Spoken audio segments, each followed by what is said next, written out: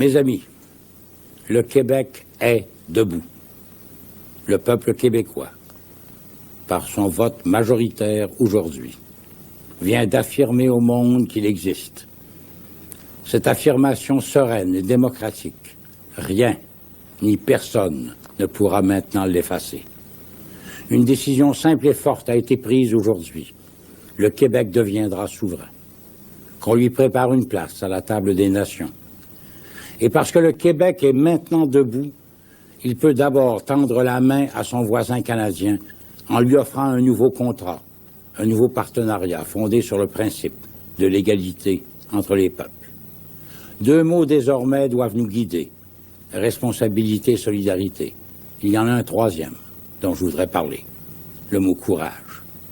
Car c'est ce qu'il a fallu du courage aux Québécoises et aux Québécois pour surmonter les formidables obstacles mis sur leur route depuis les tout débuts jusqu'à ce jour.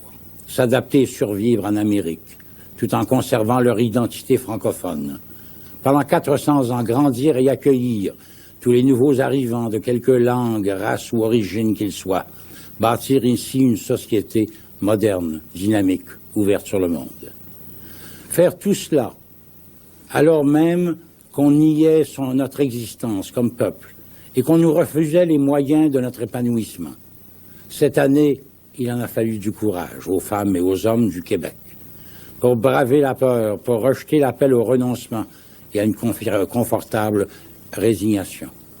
Aujourd'hui, chères Québécoises, chers Québécois, vous vous êtes dépassés. Vous avez inscrit votre nom sur la face du monde. Vous l'avez fait de manière exemplaire, par un processus démocratique, transparent, équitable, éclairé. Avec passion, oui, mais sans agressivité. Avec ferveur, oui, mais avec un esprit pacifique et fraternel qui reflète parfaitement le genre de société que nous avons et que nous voulons. Une société vivante et foisonnante, fondée sur la civilité, la stabilité et l'état de droit. Une société où les idées fusent et s'entrechoquent, mais qui rejette la violence et l'esprit revanchard. Une société qui respecte les droits individuels et ceux des minorités. Chacun doit savoir ce soir que le gouvernement du Québec va procéder dans les jours qui viennent avec la même clarté, la même sérénité, détermination, le même courage et la même ouverture que ceux dont font preuve les Québécoises et les Québécois aujourd'hui. Notre première tâche à tous demain sera de retirer nos étiquettes du oui et du non pour pouvoir nous rassembler derrière la décision démocratique des Québécois. Plusieurs personnalités influentes ont déjà indiqué leur volonté d'appeler au rassemblement. Il faut que ce soit vrai dans chaque quartier et dans chaque village, dans chaque communauté culturelle et linguistique. Tous et toutes, quoi que nous ayons voté, quoi que nous ayons dit pendant cette campagne, nous sommes des Québécois, égaux en droit, et nous avons tous à nous enorgueillir de la seule victoire qui compte, celle de la démocratie.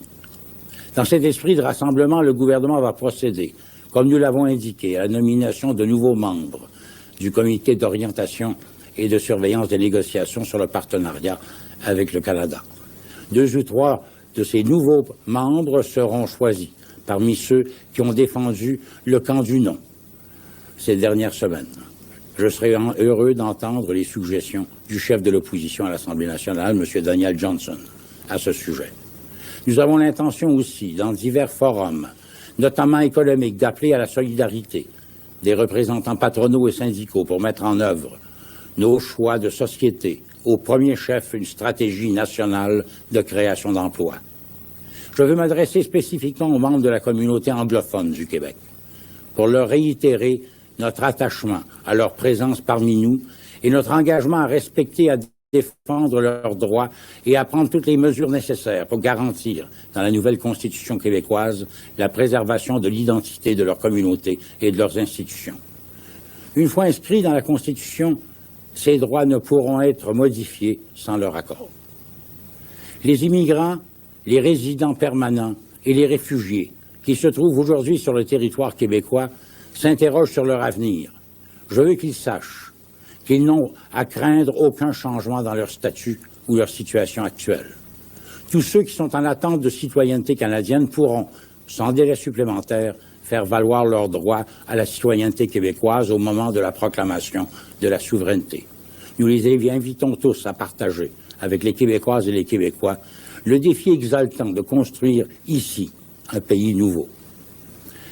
Les 65 000 Autochtones regroupés dans 11 nations au Québec, dont nous reconnaissons l'existence en tant que nation distincte depuis maintenant 10 ans, doivent savoir aussi que nous comptons respecter leurs droits actuels et faire en sorte qu'ils jouissent à nos côtés d'un niveau d'autonomie gouvernementale équivalent ou supérieur à ce qui existe ailleurs sur le continent. La nouvelle Constitution d'un Québec souverain enchâssera leurs droits et ceux-ci ne pourront être modifiés sans leur accord. Aujourd'hui donc, les Québécois ont décidé de devenir souverains. Alors que se passera-t-il au cours des prochains jours? La souveraineté du Québec ne sera pas proclamée tout de suite. On pourra prendre jusqu'à 1 an avant que l'Assemblée nationale fasse cette proclamation. Ça va nous donner tout le temps de bien préparer la transition, l'intégration des 2 fonctions publiques, la définition de nouvelles politiques économiques et sociales avec nos nouveaux outils. Pas de précipitation, mais de la rigueur. À la fin de ce processus, le Québec va pouvoir voter plutôt toutes ses lois et les adapter à ses principes et à ses valeurs. Percevoir tous ses impôts et gérer son budget avec le même objectif déterminé de réduction du déficit et avec la possibilité de faire ses propres choix fiscaux et sociaux, signer tous ses traités avec ses voisins et le reste du monde. Entre-temps, nous sommes encore une province du Canada. Rien ne change demain dans nos emplois, dans nos commerces. On va encore payer la TPS et envoyer nos impôts à Ottawa. On va encore recevoir les prestations de toutes sortes du gouvernement fédéral.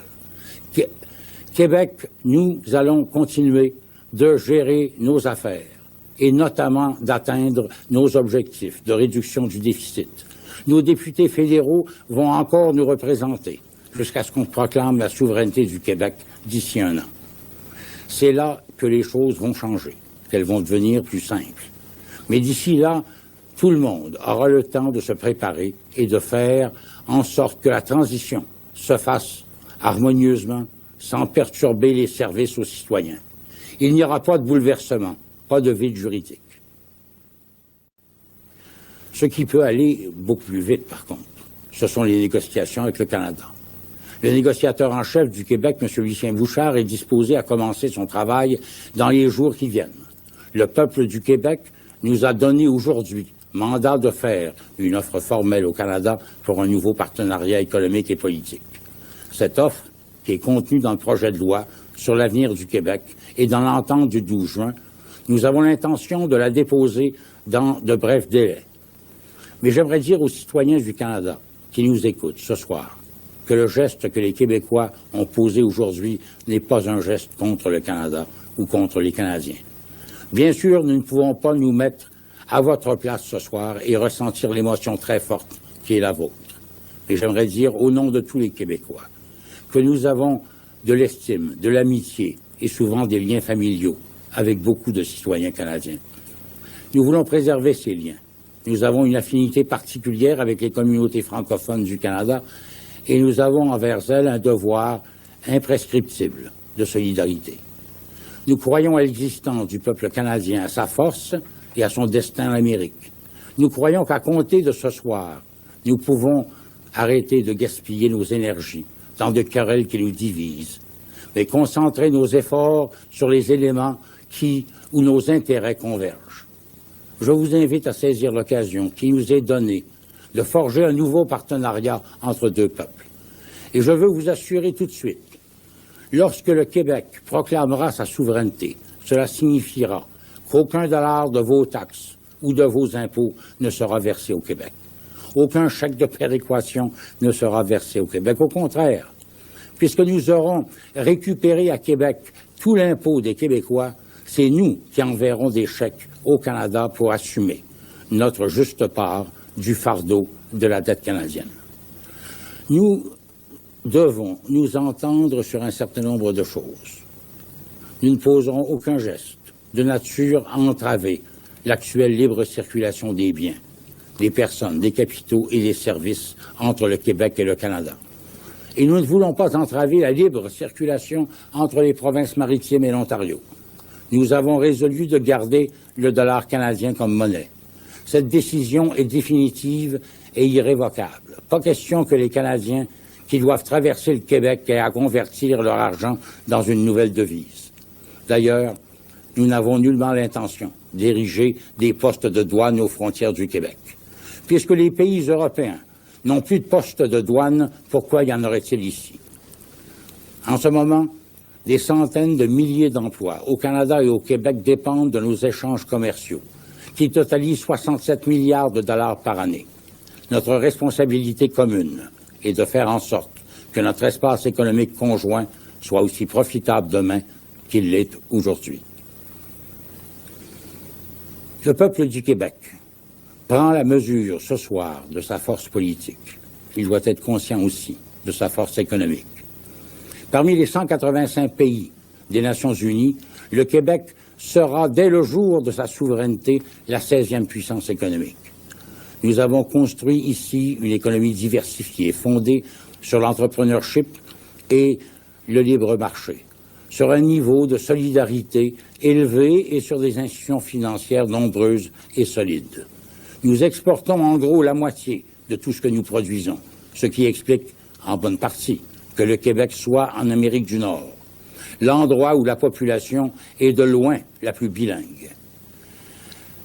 Notre poids dans l'économie de l'Amérique n'est pas négligeable. Nous sommes le 8e partenaire économique des États-Unis, et à Washington comme à New York, chacun sait que sans le Québec, il n'y aurait pas eu d'accord de libre-échange canado-américain, donc pas d'accord de l'ALENA non plus. Chacun sait aussi que le Québec a la volonté et la capacité d'honorer toutes ses obligations financières et toutes ses responsabilités politiques et économiques. Le Québec a fermement l'intention de demeurer un partenaire actif et constructif au sein de l'Organisation mondiale du commerce et au sein de l'ALENA. Nous saluons au passage la volonté d'Ottawa, exprimée il y a 2 semaines par le ministre canadien des Finances, M. Paul Martin, d'appuyer la présence québécoise au sein de l'ALENA. Nous saluons aussi la volonté exprimée en décembre dernier à Miami par le président américain, M. Bill Clinton, et les autres chefs d'État des Amériques, de forger d'ici 10 ans une zone de libre-échange qui embrassera tous les pays des Amériques. Nous entendons donner notre appui à cette grande initiative. Nos partenaires de la francophonie, au premier chef la grande nation française, doivent s'attendre à une vigueur nouvelle de la participation du Québec à nos projets communs. Notre place en Europe sera aussi plus tangible. Et pour des raisons historiques et personnelles, je m'en voudrais de ne pas souligner, à l'intention du peuple et des autorités britanniques, l'attachement que nous conservons à des pratiques et à des institutions qu'ils nous ont léguées et que nous avons su adapter à notre héritage français, à nos besoins et à notre culture. Pour terminer, vous me permettrez de remercier tous ceux qui ont investi leur intelligence et leur foi, leur énergie et leur ingéniosité, leur jeunesse et leur expérience, pour faire de ce jour une journée historique. Ils sont des millions, et leurs noms s'échelonnent sur le calendrier des siècles, notamment celui des 30 dernières années. Il y en a un qui nous vient tout de suite à l'esprit, et ô combien nous voudrions l'avoir à nos côtés aujourd'hui, René Lévesque. J'aurai l'occasion tout à l'heure de m'adresser aux partisans du oui, mais j'aimerais souligner tout de suite l'extraordinaire contribution de 2 Québécois venus d'horizons différents pour contribuer de façon décisive au rassemblement d'aujourd'hui. M. Lucien Bouchard, le chef du Bloc québécois, et M. Mario Dumont, le chef de l'Action démocratique du Québec. Je veux aussi souligner la prestation énergique du leader du camp du non, M. Daniel Johnson, qui a représenté, il me semble, avec aplomb, sa vision de l'avenir du Québec, en soulignant toujours son attachement aux principes démocratiques qui nous gouvernent. Je l'ai entendu, surtout ces dernières semaines, nous appeler à une nouvelle solidarité au lendemain du scrutin, et je l'en félicite. Nous comprenons tous que le premier ministre du Canada, M. Jean Chrétien, a ce soir une lourde responsabilité. Plusieurs fois, pendant la campagne, il a indiqué aux Québécois que le choix d'aujourd'hui était capital. À Québec, le 18 octobre, il a déclaré que le référendum, et je le cite, c'est un choix définitif et sans retour d'un pays. La semaine dernière, dans son adresse à la nation, il a indiqué qu'il s'agissait, je le cite encore, d'une décision définitive et sans appel. Nous sommes d'accord avec lui. Nous pouvons donc tourner la page, respecter le verdict démocratique et procéder aux nouveaux dialogues qui va maintenant s'ouvrir entre le Canada et le Québec, dans l'intérêt de tous nos citoyens et dans l'intérêt de la stabilité. Le Québec, qui commence aujourd'hui, doit mobiliser toutes nos énergies, faire appel à nos imaginations. Quel qu'ait été notre vote, nous voulons, nous pouvons lancer une nouvelle révolution tranquille. Nous voulons, nous pouvons nous retrousser les manches, bâtir un avenir meilleur. Et tous, nous voudrons et nous pourrons, dans quelques années, dire à un de nos enfants ou de nos petits-enfants, regarde, ce Québec renouvelé, plus responsable et plus juste, plus pacifique et plus prospère. J'ai contribué à le faire naître, j'en suis fier et je te le donne. Bonsoir.